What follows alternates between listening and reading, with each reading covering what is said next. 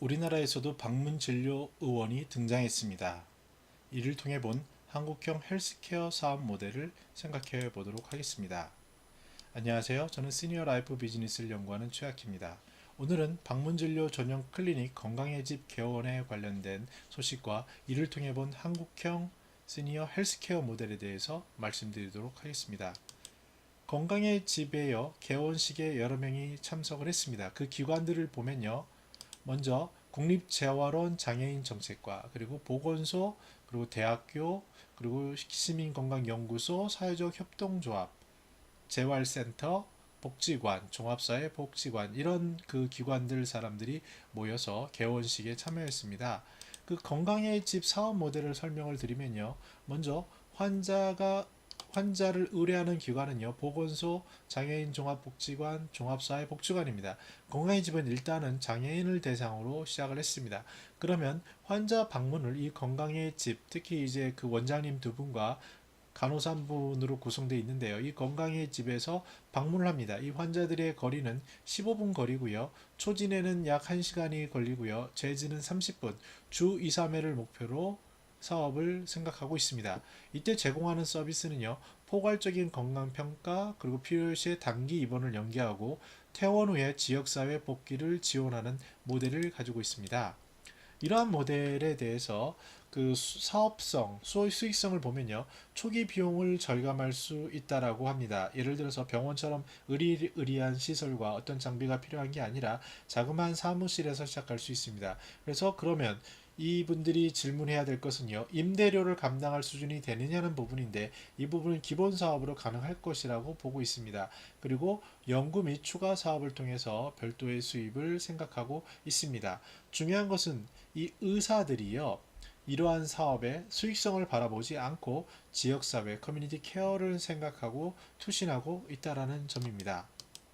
자, 그러면 커뮤니티 케어라는 게 우리나라에서 그 등장을 했는데요. 그 핵심은 뭐냐면 의료기관, 특히 병원이나 요양원에 계시던 어르신들을 살던 곳으로 모시는 겁니다.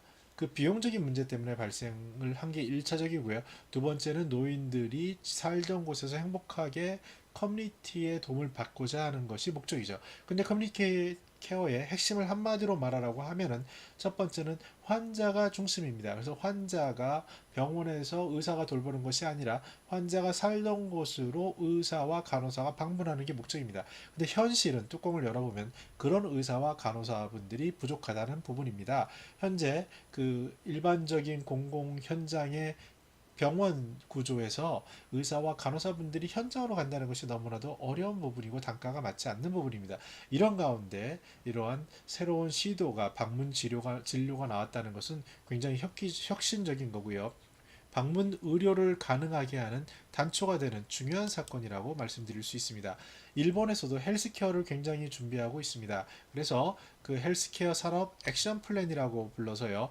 크게 두 가지 창업을 활성화하고요. 그래서 헬스케어 산업 신규 참여자를 지원하고 건강정보 상업화 다시 말씀드려서 건강 정보를 제3의 기관을 통해서 데이터를 암호화하는 그래서 빅데이터를 쌀 수 있는 수집할 수 있는 사업을 허가하는 것으로 해서 헬스케어 산업의 액션 플랜이라고 자꾸 진행을 하고 있습니다. 이만큼 헬스케어 쪽에 굉장히 중요한 비중을 가지고 있고요. 우리가 잘 아는 아마존의 헬스케어 진료 부분을 보면요. 의사의 상담이 굉장히 중요한 값이 되는데 그 방식은 온라인 방식입니다. 다시 말씀드려서 오프라인에 방문하는 것을 생각하지 않고 있는 그러한 아주 어떻게 보면 현실적인 질문인데요. 우리나라에서는 커뮤니티 케어나 좀 전에 이런 건강의 집 이런 것에 도움을 말미암아 오프라인 진료가 가능한 장점이 있습니다. 유럽연합에서 2018 실버 이코노미 보고서 모델에서도요. 일반적으로 의사의 역할은 온라인에 국한된 것으로 ICT의 도움과 소셜 서비스, 사회복지사분들 이런 돌봄 인력들을 접목하는 것을 생각을 하고 있을 정도입니다. 그러면 한국형 헬스케어 비즈니스 모델의 장점은 뭡니까? 바로 커뮤니티 케어 정책이 있다는 겁니다. 그래서 이 정책을 통해서 오프라인도 접목이 가능한데요. 특히 그 어려운 의사, 간호사 부분이 사회협동조합이라든지 이런 형태로 첫 삽을 띄었다는 겁니다. 제 주변에도 퇴직하신 분이나 아니면 사회에 기여를 하고 싶은 의사, 간호사분들이 이런 문의를 하는 것을 종종 볼 수 있습니다. 그래서 그 첫 발을 디뎠기 때문에 앞으로 한국형 헬스케어의 새로운 비전이 보일 수 있다고 생각됩니다. 현실적으로는요, 인공지능이나 빅데이터 이런 부분은 굉장히 앞서가고 있고요. 그리고 스마트 홈 부분도 어느 정도 구현 가능한 IoT, 인터넷 오브 띵스 이런 거, 사물 인터넷이라든지 5G 이런 것들도 우리나라에 굉장한 경쟁력을 가지고 있습니다.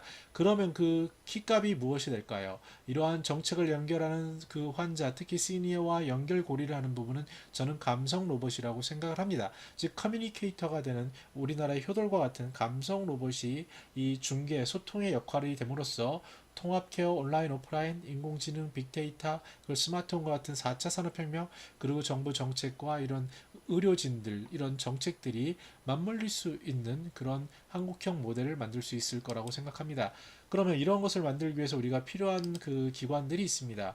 정부에서 가장 원하는 부분은요, 의료재단입니다. 그리고 ICT 기업들은 준비가 많이 돼 있고요. 근데 B2G나 B2B에 국한되어 있는데 B2C 쪽은 아직 그 시장이 성숙되지 않았다고 보는 부분이 있습니다. 그럼에도 이러한 모델을 통해서 새롭게 기회를 발견할 수 있을 거라고 보여집니다.